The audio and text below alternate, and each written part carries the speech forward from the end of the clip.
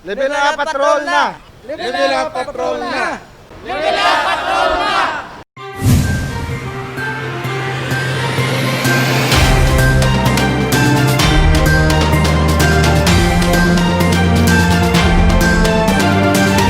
Barangay San Pedro Molo napilian bilang model barangay sa pag-upgrade sang ila pasilidad.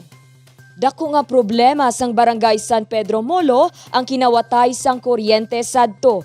Ini ang rason sang pila ka sunog nga natabo sa lugar. Gani, ini nga barangay ang napilian sang city government agud himuon nga model barangay. Pahamtangan sa pasilidad kapag ilisan ang mga daan nga poste, kuhaon man ang mga nagawayway nga kable sang kuryente sa dalan. Nagpabutyag man sang mensahe kag pagpasalamat sila Pascua kay Mayor Jerry Treñas. Pasalamat din kami nga even though nga ang nagliligad nga mga plastada sang barangay nga medyo daw poor abi sa panulukan sa media tungod sa pagkilala sang barangay kung ginapugaran sang kawatan nga mga kuryente kag kung ano sinada. Pero subong happy gid ako kag ang council nga gin put up namon ang amon nga self-esteem nga ma-grow up ang amon nga barangay paagi sa pagbulig sa amon nga council kag ang aton nga pumuloy dire nga sa pagkonbinsi naton nga para maging maayong ilang pangabuyan nga waay sila gapaminsar bala nga kasi mautda na sila kuryente o ano sinadara masunugan pero at least legal na ang tanan. Kaupod ang More Electric and Power Corporation, Metro Pacific Iloilo Water kag Iloilo City Government ginpasiguro ang pagbutang sa mga pasilidad sa bulig sang public utility groups. Ginpahayag ni Roel Castro, presidente sang More Power, nga nagaugyon kag suporta sila sa mga lihok kag proyekto sang syudad. As a utility here in Iloilo, no, we have the obligation, no, to ayusin natin yung services, ayusin natin yung serbisyo sa mga tao, no, and that includes reliable power. Iloilo right now, as alam natin, medyo mataas talaga ang pilferage, no, and part of the program that we're doing is to bring the pilferage to the lowest that we can. Now, we cannot do that alone. No? And I've already spoken to the mayor. I told the mayor and I told the barangay captains, hindi namin kaya ito kami lang. No? Kasi alam naman natin yan, I mean, putol ka, and then after pagtalikod mo, maglalagay ulit. Diba? And we cannot be deploying 24/7 people just to watch people. Magluwas sa pagpanghawan sang spaghetti wires kag pag-ilis sang daan nga poste, pagakayuhon man ang linya sang kable sang Globe kag PLDT. Ginapasalamatan man sang city government ang suporta sang Metro Pacific Iloilo Water. It's high time nga i-engage naton ang bulig sang community including the barangay, buligan sang aton nga power distributor, and also ang tanan nga involved diri by the way pati ang Public Utilities Group of Iloilo. So it's not only the electrical lines nga kayuhon, pati man ang linya sang PLDT, sang Globe, and even the Water District Chief Operating Officer is here. Masuporta sa aton kay membro man siya sa Public Utilities Group. So they will also be fixing sang ilang mga water meters, no? So this is only one of the many barangays nga targeton pa kay because we want our community to be involved sa pagsulbar sini nga problema. Sa Pebrero, natalana pagabisitahon ni Mayor Jerry Treñas ang Barangay San Pedro, agud checkyaron ang lugar. Dane Raffles para sa Level Up Patrol. Nanarisari nga imahe sang Santo Niño ang makitan sa exhibit nga ginapatigayon subong sa Our Lady of Peace and Good Voyage Parish sa La Paz. Sa sulod sang Our Lady of Peace and Good Voyage Church sa La Paz, makitaan ang nanarisari nga imahe sang Santo Niño. Kapin 50 ka Santo Niño images ang makitan kag ini ginapanag-iyahan sa mga pamilya sakop sang nasambit nga parokya. Pila sa mga imahe ang Antigona. Ang exhibit ang ginorganisa sa Confradia de la Virgen Maria en Panay.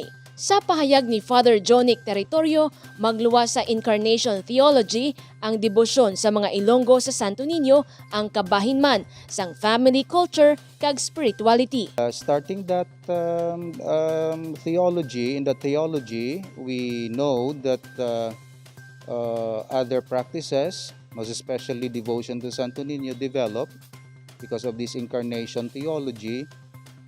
And because Filipinos are really fond of family, with close, neat family relationship, it's easy for us to accommodate this kind of practice and this kind of devotion. Then aside from that, it's not only theological, it's not only about family, it's not about culture, it's more of spirituality, because there are events, there are miracles also that being reported due to their prayers to Santo Niño, and innumerable graces from God because of our devotions to Santo Niño. May nanari-sari man nga interpretasyon sa imahe sang Santo Niño. Apang para kay Father Jonic, mas ginapaboran niya nga sundon sa mga deboto ang imahe santo sa standard sang simbahan. Standard in terms of image,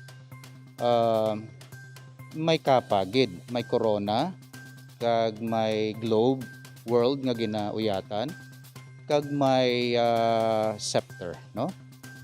So daw ninyo siya nga hari, daw tanaw natin, daw ninyo siya, pero gina-consider siya nga king because Christ is priest, prophet, and king. Sang ulihi galing tungod sang accommodations naton sa needs sang tao, kag sa identification sang Santo Niño sa different groups like police, may Santo Niño man nga police, like teacher, may Santo Niño man nga teacher, like farmer, may Santo Niño man nga farmer, pero in terms lang na sang bayo, in terms lang sang apparel, no? Pero of course, the same ang devotion, the same ang pag-recognize sa Santo Niño as the Son of God. Pero sa akon subong, personally, sa sining tuig, I've announced already to the people of La Paz nga kung dalon nilang Santo Niño diri, preferably ang standard nga Santo Niño. Sa Enero 17, pagkasaulugon ang kapistahan sang Santo Niño.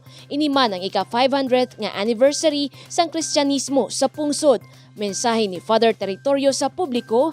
Napregi naton kabataan, okay, kay ang Santo Niño, si Jesus, bata ni Mary, kag ni Joseph. And therefore, we have all other needs, of course, no? Father, mother, family, marriage, etc. Peace and order, kagano dira. Pero ti sa Santo Niño, I think it's appropriate time para mag-bless sa aton mga kabataan. Okay? Ang mga mother, mga father, magbalik sa balay, mag-bless sa ila bata. Sa aton sa Katoliko, of course, ang blessing naton is tracing the sign of the cross sa forehead sang imo bata o kung sang imo grandchildren. Maninoy-maninay, ginahimo yan sa bunyag. Kagimuon naton, or aton blessing, cultural blessing, instead of cross, ang hand ang gina-bless sa ato sa ila, no? Of course, we continue to bless them. Bisan hindi pa sila mag-visit sa aton balay, visit to them, blessing para sa mga prayers. We also remember those who have died, okay, sa aton nga celebration sini, ang aton mga niños nga wala sang privilege to stay long in this world because of like sickness or poverty or you know, the reason nga mga kabataan nagkalamatay. We are blessed kay lawid ang aton kabuhi dira. And so we also remember those sagwa, mga refugees nga mga kabataan, no? Mga ara sa hospital, so we remember them in our prayers. And I think it's good that I will encourage also our people here in La Paz, especially nga mag-initiate or mag-continue to do things para sa aton kabataan like feeding, okay? According sa restrictions naton, of course, no, sa aton health protocol, so like feeding, scholarship.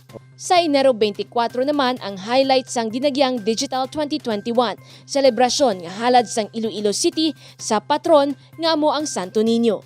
Jennifer Garcia Hernandez para sa Level Up Patrol.